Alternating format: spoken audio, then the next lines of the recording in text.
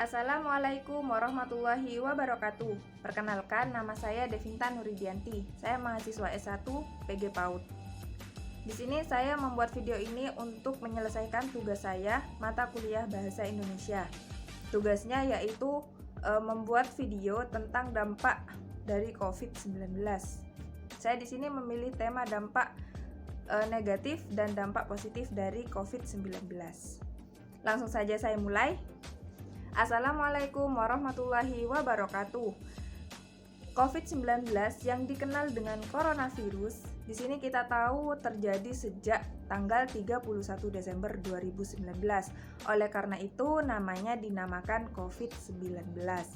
Kurang dari 2 bulan, COVID-19 ini sudah menyerang lebih dari 100 negara, salah satunya termasuk Indonesia.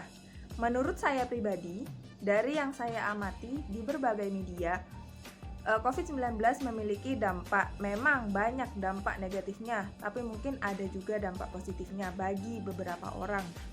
Nah, di sini saya akan jelaskan beberapa dampaknya, yaitu yang pertama, dampak pada masyarakat. Yang kedua, dampak pada ekonomi. Yang ketiga, pada pendidikan. Yang keempat, pekerjaan. Dan yang kelima, politik. Di sini saya jelaskan di ruang lingkup negara kita, yaitu Indonesia. Saya jadi nggak tahu ya untuk negara yang lain. Yang pertama, saya mulai dampak dari coronavirus ini pada masyarakat. Yang pertama yaitu PSBB, yang biasa dikenal dengan nama atau istilah social distancing atau jaga jarak. Nah, di sini masyarakat mulai dibatasi aktivitasnya untuk tidak terlalu banyak keluar rumah. Jadi mereka benar-benar harus tetap di rumah guna untuk memutus penyebaran virus COVID-19.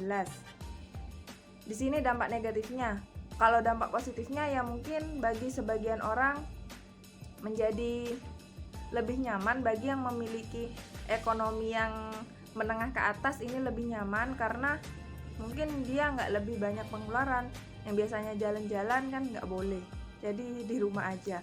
Tapi untuk sebagian besar masyarakat di sini benar-benar sangat terganggu karena dia tidak bisa bekerja seperti biasanya, seperti hari-hari biasanya. Jadi banyak yang mengeluh gara-gara PSBB ini. Yang kedua, dampak di bagian ekonomi. Ada dampak negatif dan positif. Dampak negatifnya yaitu yang kita tahu dua sektor yang sangat berpengaruh, yaitu sektor pariwisata dan sektor penerbangan. Nah, pada sektor pariwisata benar-benar sepi, bahkan ditutup. Tapi untuk sektor penerbangan mungkin pas awal-awal juga ditutup, tapi sekarang udah dibuka, tapi dengan syarat protokol kesehatan yang sangat ketat.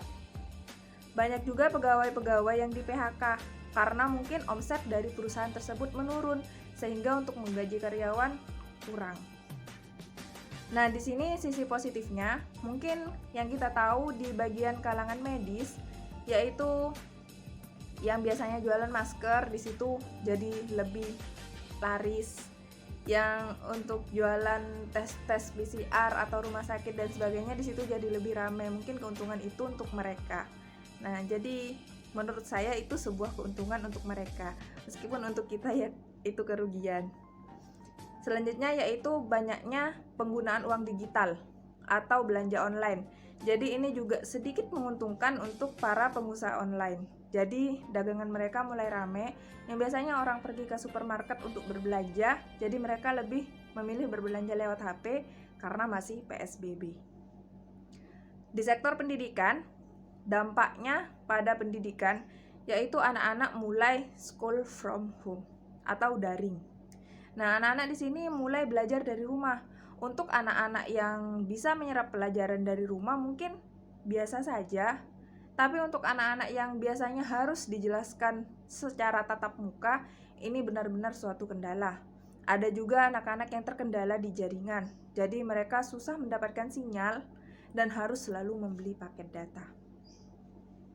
Untuk sisi positifnya mungkin ini dirasakan hanya untuk anak-anak yang nakal karena mereka merasa senang tidak usah bangun pagi untuk pergi ke sekolah. Nah, selanjutnya yaitu di bagian pekerjaan. Nah, di sini di bagian pekerjaan itu untuk sisi negatifnya jadi lebih tidak efisien, karena biasanya mereka bisa sharing dengan temannya untuk mengerjakan pekerjaannya, bisa lancar, bisa bagian lapangan bisa langsung jalan menyelesaikan tugasnya. Sekarang harus dilakukan secara online. Jadi mungkin ini sedikit memberatkan mereka. Untuk di bagian politik, menurut saya pribadi, sepertinya saya melihat dari berbagai macam media, di sini ada saling merebutkan jabatan. Ya, kita tidak tahu kenapa jabatan selalu direbutkan. Karena saya membaca beberapa berita, banyak yang merebutkan untuk mengelola dana bansos. Ya, kita nggak tahu kenapa itu direbutkan. Tapi yang jelas ada beberapa berita yang menyebutkan bahwa ada korupsi. Nah, sekian dari saya, itu sisi positif dan negatif. Mungkin tidak semua sisi positif bisa diterima, tapi yang jelas lebih banyak sisi negatifnya. Jadi kita semua sama-sama berharap semoga COVID-19 ini segera berlalu dan segera berakhir. Terima kasih untuk perhatiannya. Assalamualaikum warahmatullahi wabarakatuh.